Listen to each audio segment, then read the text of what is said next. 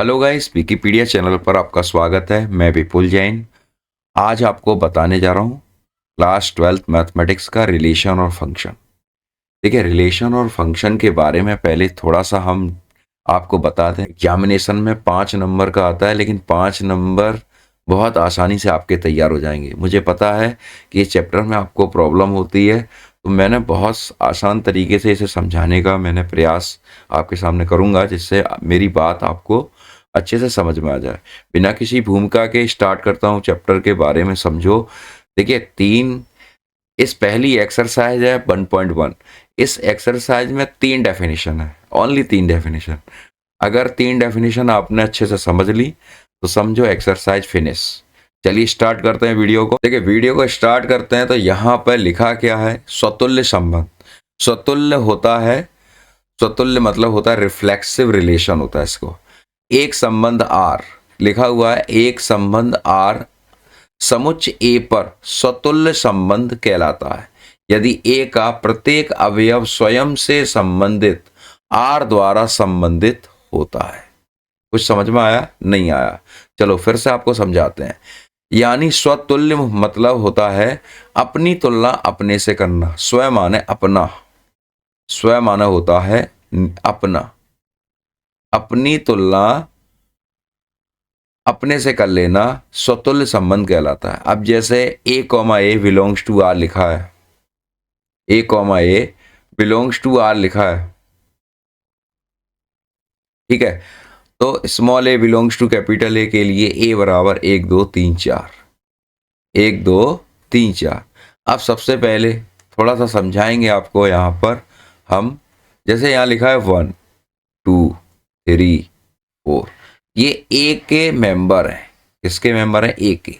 यहां पर भी मैंने 1 2 3 4 लिखा है। जब हम इसका कार्टेशियन करेंगे, कार्टेशियन प्रोडक्ट करेंगे, तो क्या होगा? 1 1 1 2 1 3 1 4, 2 1 2 2 2 3 2 4। तो यहाँ पर इस टाइप के नंबर आपके सामने निकल के आएंगे। 1 1 निकल के आएगा, 2 2 निकल के आएगा, 3 3 निकल के आएगा, 4 4 निकल के आएगा। जब इस तरह के नंबर निकल के आएंगे तो वह संबंध कहलाएगा स्वतुल्य संबंध। मेरी बात समझ में आ रही है? जैसे ए के प्रत्येक अवयव के लिए x, x belongs to R, पहले रिलेशन ये हमें समझ रहा है। अच्छा, अगर इस तरह की पोजीशन आ जाए पहले रिलेशन में कि यहाँ पर 1 2 फंस गया या 2 1 फंस गया, तो यह संबंध स्वतुल्य नहीं है, यह संबंध स्वतुल्य नहीं है। यानी पहली बात मेरी समझ में आ गई, स्वतुल्य होता है अपनी तुलना अपने से करना, स्वतुल्य संबंध कहलाता है। यानी इसे रिफ्लेक्सिव रिलेशन बोलते हैं। जैसे 1 1 2 2 3 3 4 4, ये तो डेफिनेशन है, ठीक है। डेफिनेशन आप याद कर लें और इसके फॉर एग्जाम्पल, ठीक है। चाहे आप इतना ही तैयार करें तब भी काफी है। अब सेकंड पोजीशन है सममित संबंध, इसे बोलते हैं सिमेट्रिक रिलेशन। सिमेट्रिक रिलेशन क्या होती है, इसके बारे में जरा पढ़ो और समझो। सिमेट्रिक रिलेशन में अपनी भाषा में अगर समझाता हूं तो जैसे राम और श्याम 2 भाई हैं। सामने मेरे श्याम खड़ा है, मैंने बोला वो मेरा भाई खड़ा है। श्याम ने बोला राम को देखकर वो मेरा भाई खड़ा है। यानी इनके बीच में जो बॉन्डिंग है वो ब्रदर की है। किसकी बॉन्डिंग है? ब्रदर की। यानी एक भाई है। ऐसे सीता और गीता 2 बहन है, तो सीता गीता को देखकर बोलेगी वो मेरी सिस्टर है। गीता, यहाँ छोटे और बड़े से मतलब नहीं है। यहाँ ए का जो संबंध बी के साथ है वही बी का संबंध ए के साथ होना चाहिए। जैसे यहाँ पर लिखा हुआ है एक संबंध आर समुच्च ए पर सम्मित संबंध कहलाता है यदि, केवल यदि A comma B belongs to R और B comma A belongs to R, जबकि ए कॉमा बी किसके अवयव है? कैपिटल ए के। यानी जो संबंध ए का बी के साथ है वही संबंध बी का ए के साथ हो जाए तो वह संबंध सिमेट्रिक रिलेशन कहलाता है, ठीक है। मेरी बात समझ में आ रही है आपको? अब इसके फॉर एग्जाम्पल क्या है? ए बराबर लिखा है 1 2 3 4, ये इसके मेंबर है सेट के। अब यहां पर 1 2 और 2 1 ये रिलेशन है। दूसरा है 2 3 और 3 2, ये सम्मित संबंध के रिलेशन है। अब दूसरा संबंध क्या है, जैसे ये लिखा है 1,1, 1,2, 2,3, 3,2, तो 1,2 का जो संबंध है वही 2,1 का भी होना चाहिए। यहाँ पर 2,3 है लेकिन 2,3 है लेकिन 3,2 है। 2,2 का संबंध 3 के साथ है, वही 3 का संबंध 2 के साथ, लेकिन यहाँ पर 1,2 का संबंध नहीं है, इसलिए ये कैसा समुच्चय है, यह सममित संबंध नहीं है, क्योंकि 1,2 बिलोंग्स टू आर, तो 2,1 बिलोंग्स टू आर होना चाहिए, लेकिन ऐसा यहाँ पर नहीं हो रहा है। मतलब मेरी बात समझ गए, सममित मान होता है एक जैसा रिलेशन अगर आता है तो उसे सममित संबंध कहते हैं। अगला है संक्रमक संबंध। संक्रमक संबंध क्या होता है, इसे ट्रांजिटिव रिलेशन बोलते हैं। ट्रांजिटिव रिलेशन में क्या होता है, जैसे मेरे सबसे अच्छा उदाहरण मुझे लगता है, जैसे सबसे अच्छा उदाहरण है, आपके सामने 3 लाइनें हैं, ठीक है, आपके सामने 3 लाइनें हैं,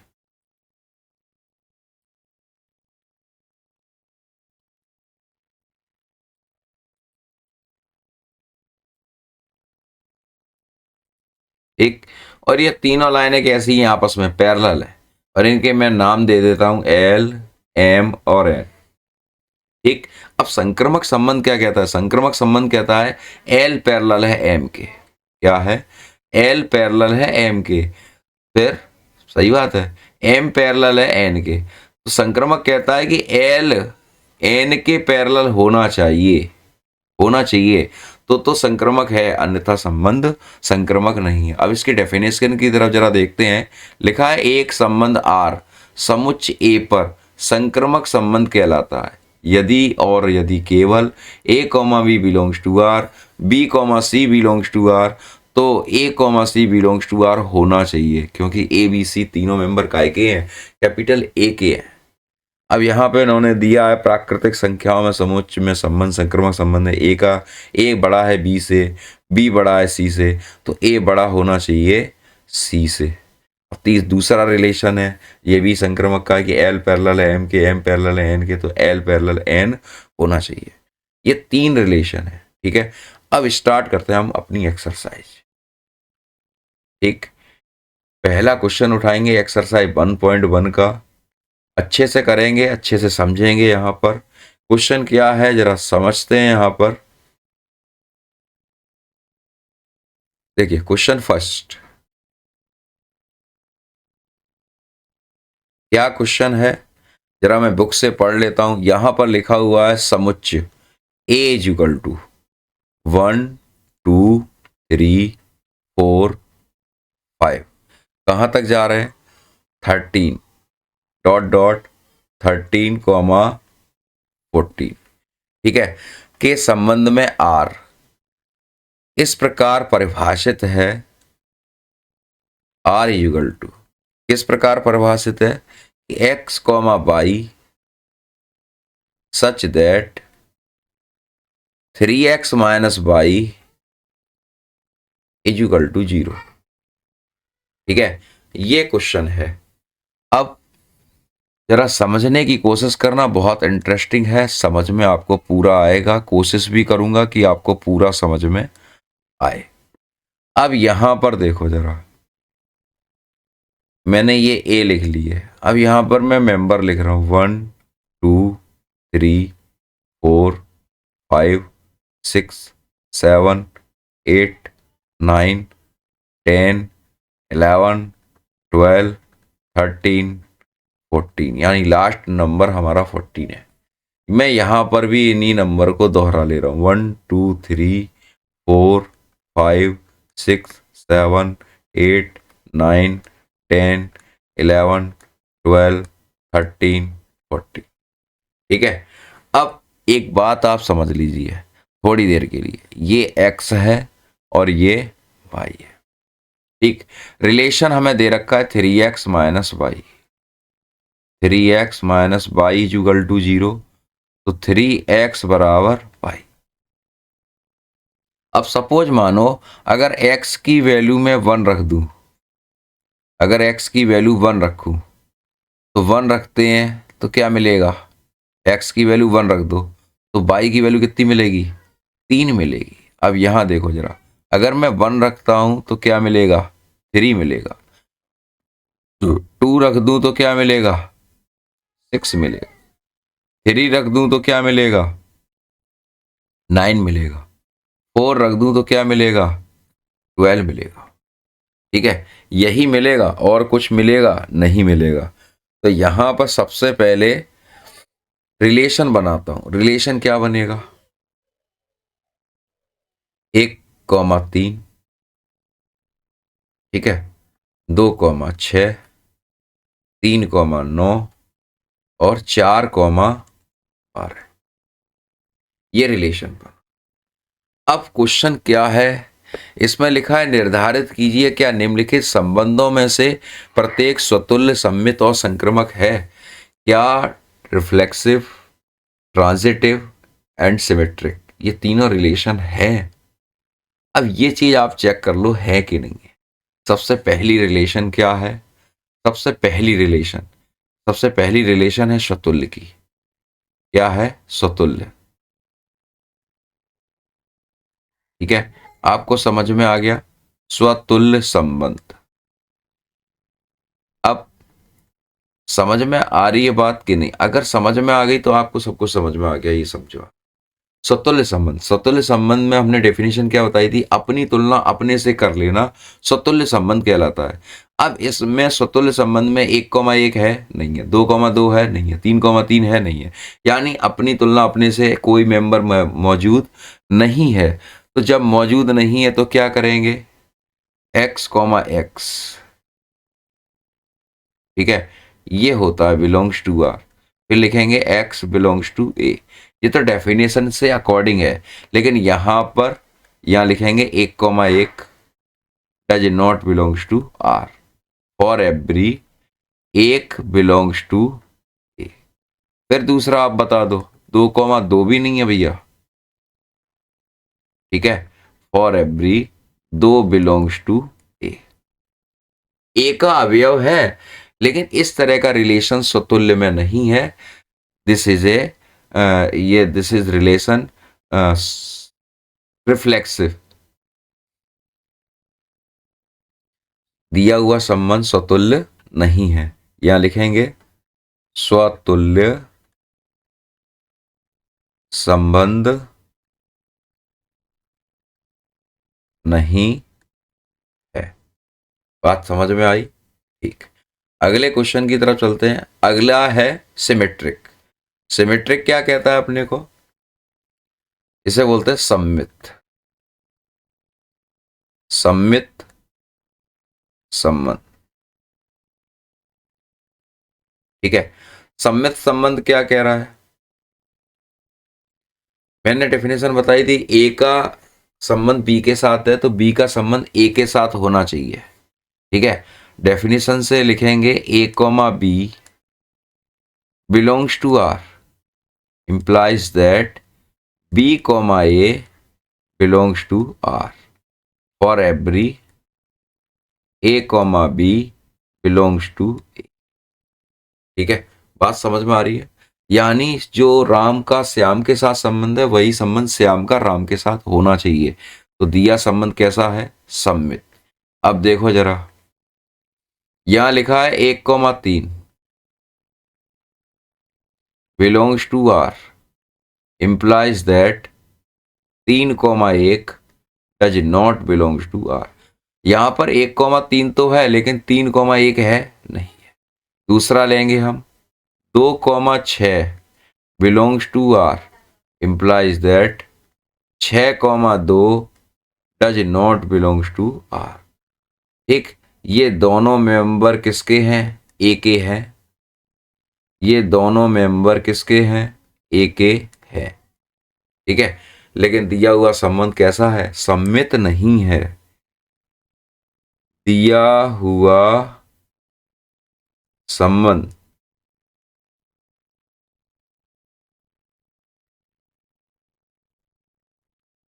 सम्मित नहीं है।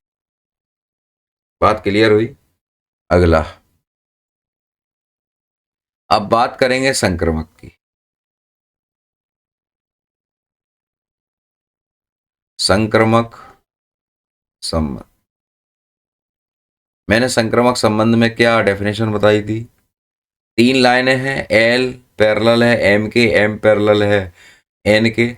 तो रिलेशन ऐसा होना चाहिए कि एल पैरेलल एम के हो गया, एम पैरेलल एन के हो गया, तो एल पैरेलल एन के होना चाहिए। अब यहाँ पे जरा देखो, यहाँ पे देखो, मैं यहाँ पे पहले रिलेशन बता दे रहा हूँ, A comma B belongs to R, B comma C belongs to R, implies that a comma c belongs to r। ठीक है, ये संक्रमक रिलेशन की डेफिनेशन है। अब यहां पर जैसे मैंने उठाया 1,3 बिलोंग्स टू आर, ओके, ठीक है। फिर उठाएंगे 3,9 है भैया, दोनों चीजें। अब आगे क्या उठाएंगे? तो 1,9 है कि नहीं है? नहीं है, तो यहां लिखेंगे does not belongs to R for every 1,3,9 belongs to A. ये अवयव है, तो दिया हुआ संबंध कैसा है? संक्रमक नहीं है। तो दिया हुआ संबंध संक्रमक नहीं। मेरी बात समझ में आई आपको? क्वेश्चन समझ में आया? क्वेश्चन समझ में आया कि नहीं आया? आगे बढ़ते हैं, क्वेश्चन नंबर पहले का ही सेकंड पार्ट करेंगे और अच्छे से आपको समझ में मेरी बात आ जाए। चलिए क्वेश्चन नंबर सेकंड,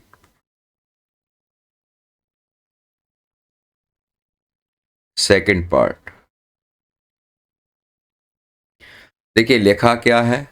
प्राकृत संख्याओं के समुच्चय कैपिटल एन में आर इजुगल टू, क्या लिखा है? R equal to x comma y such that y equal to x plus 5, ठीक है, तथा एक्स लेस देन 4 द्वारा परिभाषित संबंध, परिभाषित संबंध, ठीक है।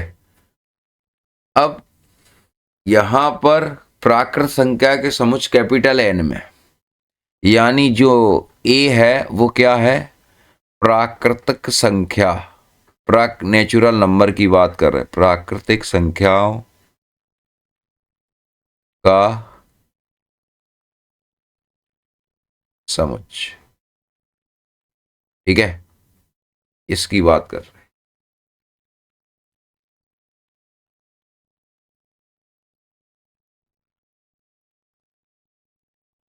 प्राकृतिक संख्याओं का समुच्चय।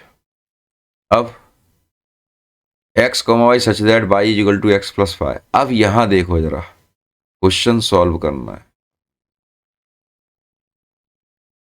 ए, ठीक है, एक मिनट,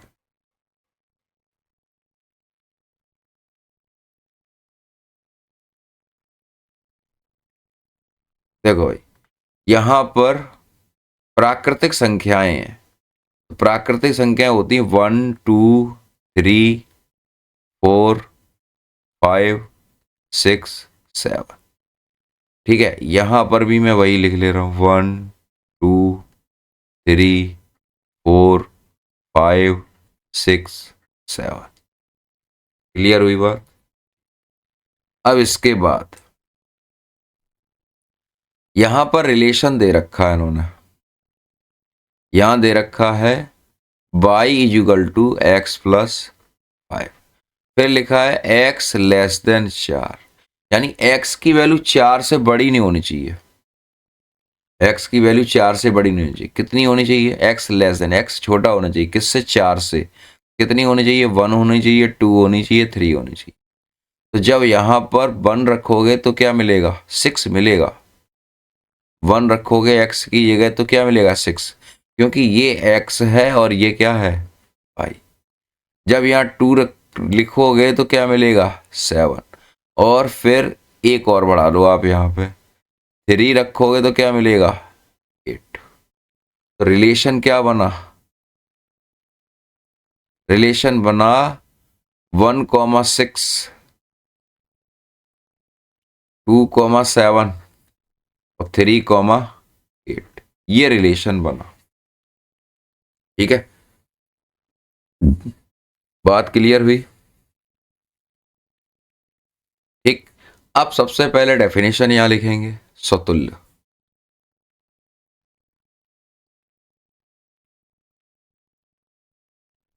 स्वतुल्य संबंध,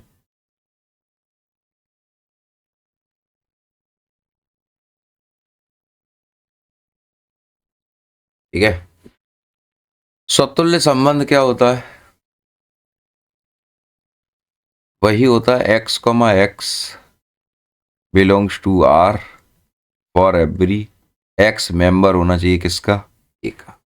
अब यहां पे देखो, इस रिलेशन के अंदर देखिए आप, यहां पर 1,1 2,2 3,3 कुछ भी नहीं है, तो यहां पर लिखेंगे 1,1 2,2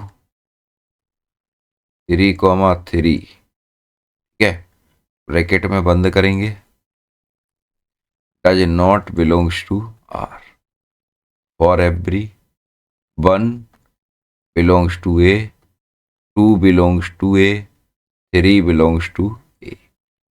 ठीक, जब नहीं है तो दिया संबंध स्वतुल्य नहीं है।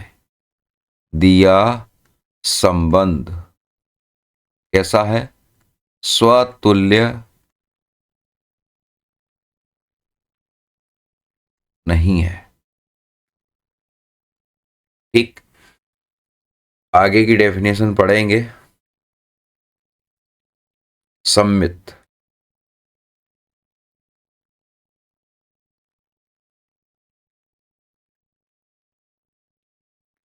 सम्मित संबंध। ठीक, सम्मित संबंध क्या कहता है, A, B belongs to R implies that B, A belongs to R। ठीक है, for every A, B belongs to A, ये बात कहता है वो। अब जो रिलेशन A का B के साथ है वही रिलेशन B का A के साथ है, तो ये संबंध सम्मित संबंध कहलाता है। अब यहां देखो जरा, यहां पर ऐसा कोई रिलेशन नहीं है, जैसे मैं यहां पे लिखूंगा 1 का 6 के साथ तो संबंध है, ठीक है, implies that, तो 6 का 1 के साथ संबंध है, कोई है ही नहीं मेंबर, तो यहां लिखेंगे does not belongs to R। दूसरा लिखेंगे 2,7 implies that 7,2 does not belongs to R for every, यहां पे भी लिखेंगे 1,6 मेंबर का एक ही है, एक ही, ठीक है, और 2,7 भी मेंबर का एक ही है, तो लिखेंगे यहां पर दिया संबंध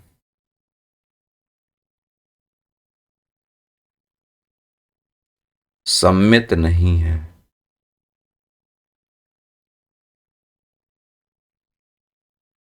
दिया संबंध सम्मित। अगला है topic संक्रमक।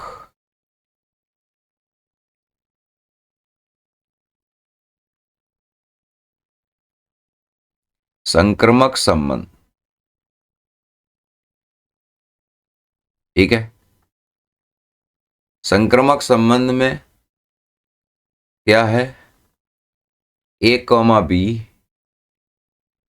belongs to R, B, C belongs to R implies that A, C belongs to R for every A, B, C belongs to A।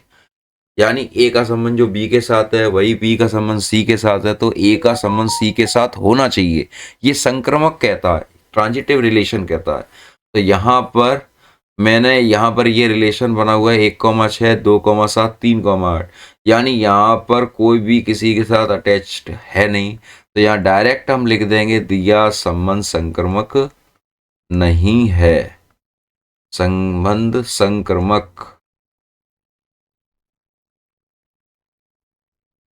नहीं है। ठीक है, मेरी बात आपको समझ में आई? मैंने अभी 2 क्वेश्चन करे हैं, आगे की वीडियो में आपको आगे के क्वेश्चन भी मिलेंगे। तब तक के लिए नमस्कार। वीडियो आपको कैसा लगा? वीडियो को लाइक करो, चैनल को सब्सक्राइब करो, कमेंट जरूर करें अगर आपको जरा भी हेल्पफुल लगती है वीडियो। तब तक के लिए धन्यवाद। जय हिंद, जय भारत। आपका दिन शुभ रहे।